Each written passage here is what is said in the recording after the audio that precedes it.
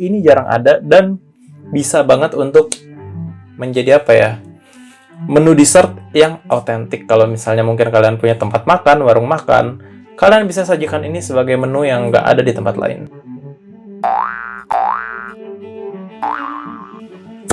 Halo food lovers, ketemu lagi sama aku Steven Randy, dan biasanya aku bawain segmen Lotte. Kali ini aku mau ubah nama menjadi Foodbox sesuai dengan visi aku sebelumnya. Kalau aku pengen someday kalau Indonesia ini punya banyak kuliner yang lebih menarik daripada sekarang yang udah ada, karena menurutku sendiri kuliner-kuliner di Indonesia ini masih sangat-sangat banyak, tapi masih kurang ayam goreng lagi, pokoknya seperti itu. Oke.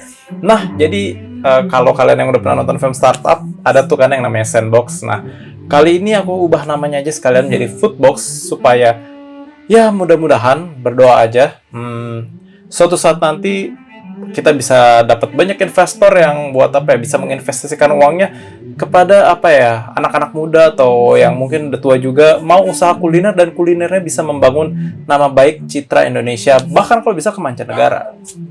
Nah, langsung aja di video kali ini kita akan bahas 3 makanan yang udah aku pilih dan aku riset. Yang biasanya cuma 5, kali ini akan aku kasih 3, tapi dengan cara buat yang sudah aku sederhanakan, jadi kalian nggak perlu lagi cari-cari tahu. Dan biasanya hanya inspirasi, kali ini aku udah benar-benar meriset kalau makanan ini cukup viral di luar sana, atau juga bahan-bahannya cukup mudah untuk dibuat dan bisa menghasilkan uang yang lebih, maksudnya keuntungan yang lebih lah gitu. Oke, langsung aja tanpa banyak basa-basi, langsung ke menu resep ya, kita sebutnya langsung aja ke inspirasi makanan yang pertama. Check it out. Nah, food lovers, kali ini kita langsung masuk ke menu yang pertama. Tapi sebelumnya aku mau kasih tahu ke kalian, kalau kali ini di Foodbox kali ini aku mau kasih ke kalian menu-menunya semua yang terbuat dari pisang. Kenapa sih harus pisang? Karena kita ini lagi bulan Ramadan kan, jadi kita sangat dekat yang namanya dengan kolak pisang. Nah, kebetulan aku lihat Cartola Banana yang dari Brazil ini menurutku cukup unik, karena pisangnya ini dipadukan dengan gula Jawa juga, atau enggak madu, jadi kan rasanya sama tuh kayak kolak pisang.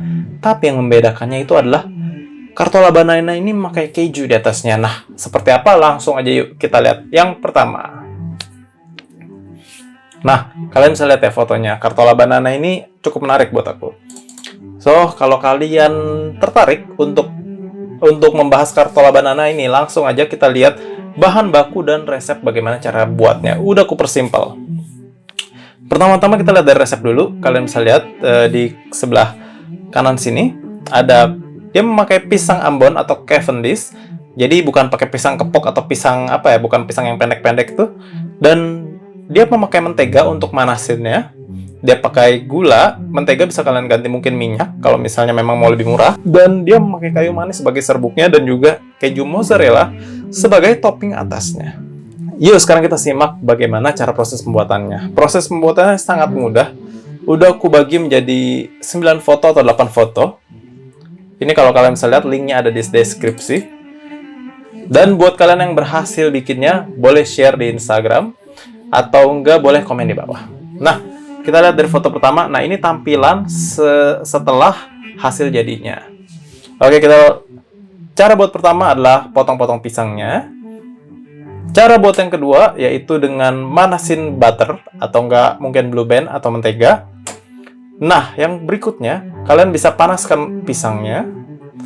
Yang berikutnya panasin kejunya. Pisangnya udah disisihkan dulu. Tinggal digabung, gampang banget kan?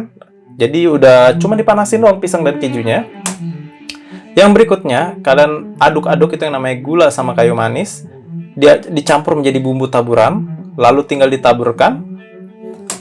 Lalu tinggal disantap begitu aja. Mudah banget kan? Jadi bisa dibilang ini cuma tinggal manasin yang namanya keju dan pisang, ditaburin gula dan kayu manis.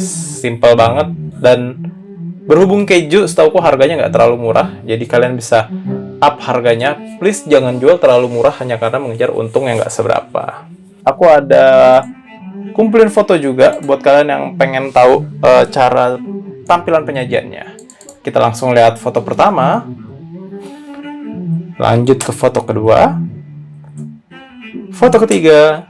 Nah, ini kalian bisa lihat ya, ini kayaknya pisangnya melted banget. Lanjut ke foto keempat. Ini kejunya udah dipisah-pisah ya, jadi dipotong-potong, nggak cuman langsung sebesar itu tadi ya. Lanjut foto berikutnya.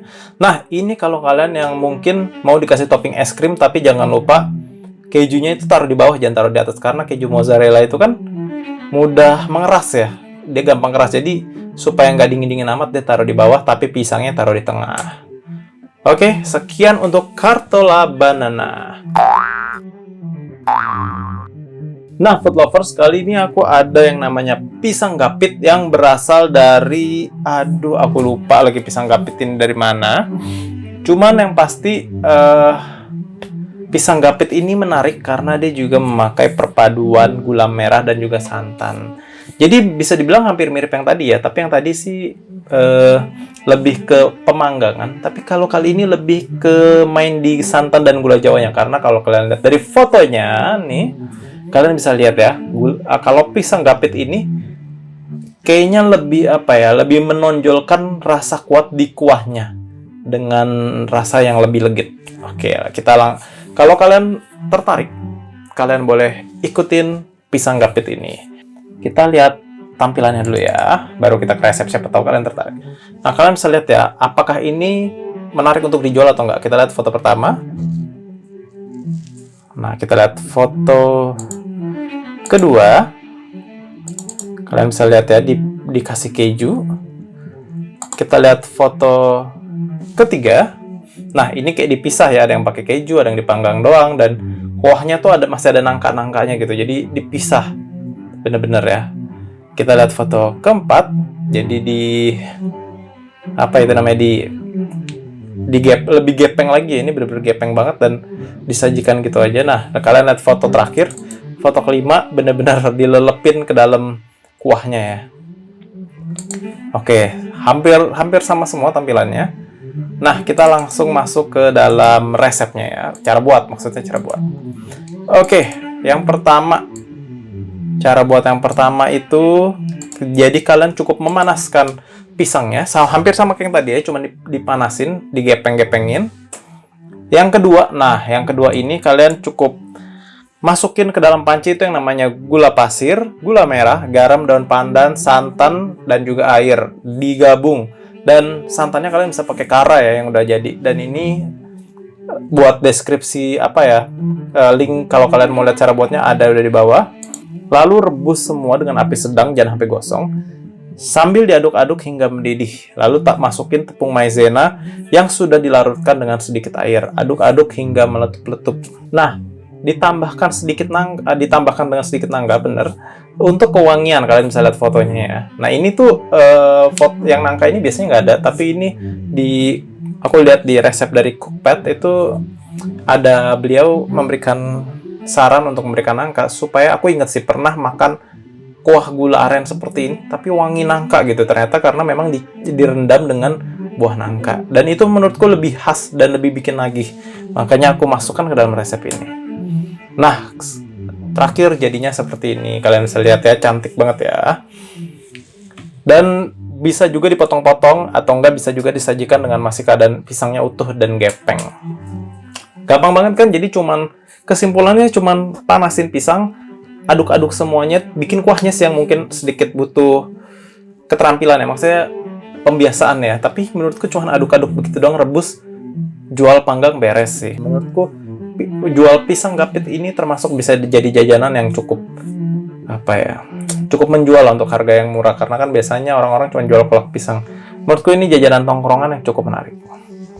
Oke, kita lanjut ke menu yang terakhir untuk food box yang pertama kali ini. Check it out. Nah, di menu yang ketiga ini aku punya yang namanya palu butung dari Makassar. Nah, yang ini aku inget ya karena aku nggak lupa nih tulis asalnya. Nah, biasanya kalian taunya kalau yang namanya pisang ijo itu kan pakai bubur sumsum juga ya. Nah, kali ini nggak usah repot-repot bikin pisang ijo ya, karena kan adonannya mungkin lebih repot. Ini langsung aja bikin mirip sama pisang hijau, tapi bukan pisang hijau. Nah, kalian tahu gak pisang hijau pemuda? Itu kan laris banget tuh untuk sebagai tongkrongan. Itu sebagai salah satu bentuk di mana jajanan Indonesia, kalau kalian bisa mengolahnya dengan baik, itu banyak yang nyari loh. Sekarang kalian pikir deh, pisang hijau siapa sih yang mau nyari, maksudnya makanan khas daerah gitu loh. Tapi ternyata banyak kok yang nyari di sekitar Citraland, Jakarta, Jakarta Barat, itu laku banget di sekitar Untar sana. Oke, kita langsung aja lihat penampakannya. Nah, kita lihat penampakannya. Pertama kali aku lihat nih, mantep banget ya, warnanya pinky kuning gitu. Foto pertama. Nah, kita lanjut ke foto kedua. Kalian lihat tampilannya tuh menggoda banget ya bubur sumsumnya. Aku sendiri sering ya dulu makan bubur sumsum dan emang nagih gitu.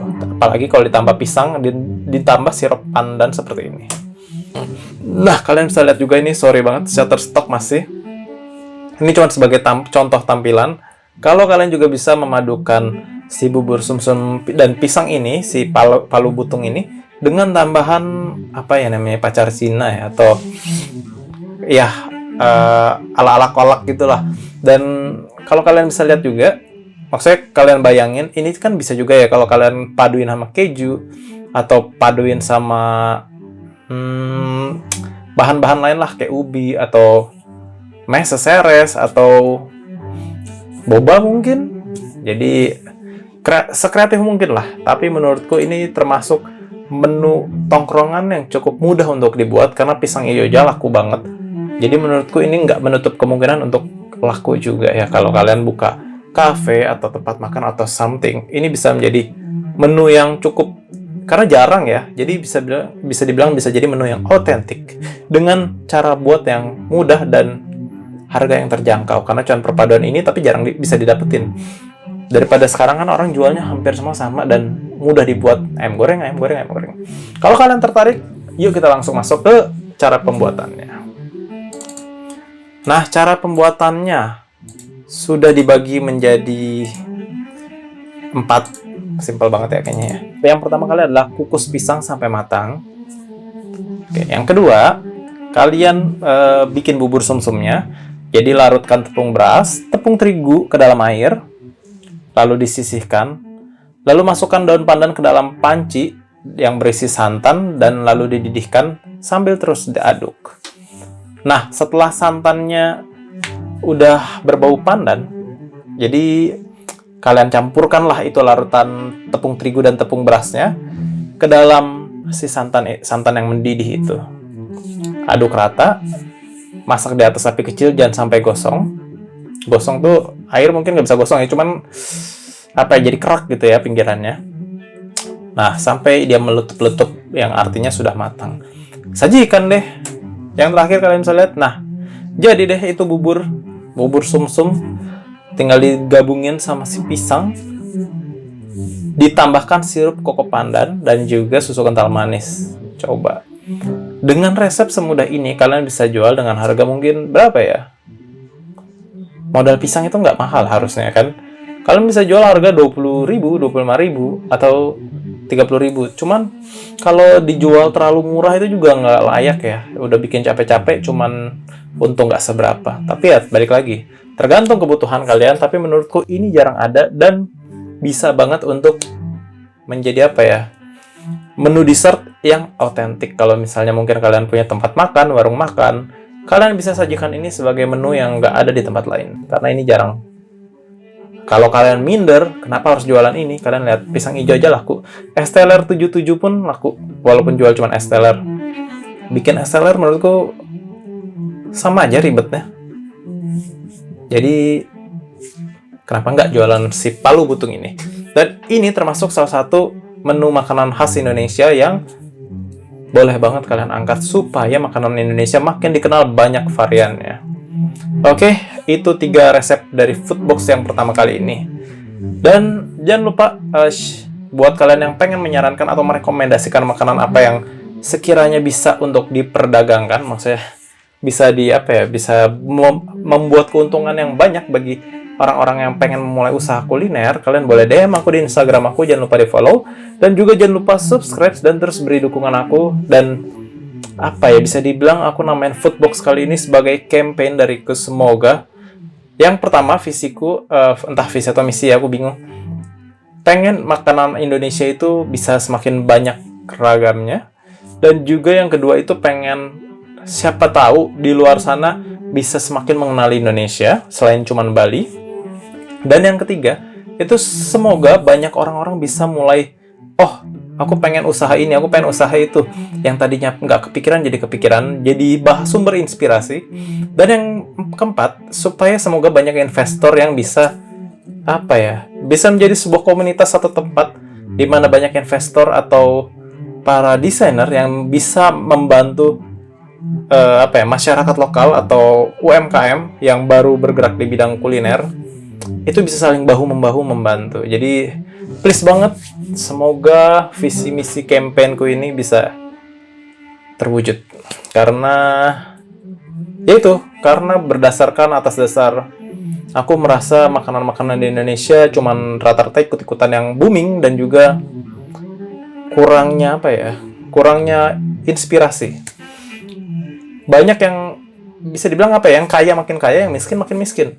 Yang kaya pergi ke luar negeri, misalnya ke Thailand, ngelihat ada Thai tea enak dijual di sini, laku. Yang nggak pernah ke Thailand atau yang nggak ngerti apa-apa cuma bisa ngikut, dan tapi hype-nya tuh udah nggak ada gitu loh. Jadi makanya aku bilang yang inovator pertama biasa makin sukses, yang ngikut itu cuma bisa jadi pengikut. Semoga inspirasi-inspirasi yang kuriset bisa menjadi sumber, nggak perlu sampai ke luar negeri, bisa memiliki inspirasi untuk bikin sesuatu yang baru dan inovatif.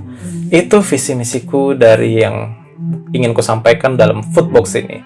Jadi please banget, dukungan dari kalian bisa berupa subscribe atau share atau kritik maupun saran, dan juga pesan-pesan komen di bawah ini. Please. See you on the next Foodbox. Bye-bye.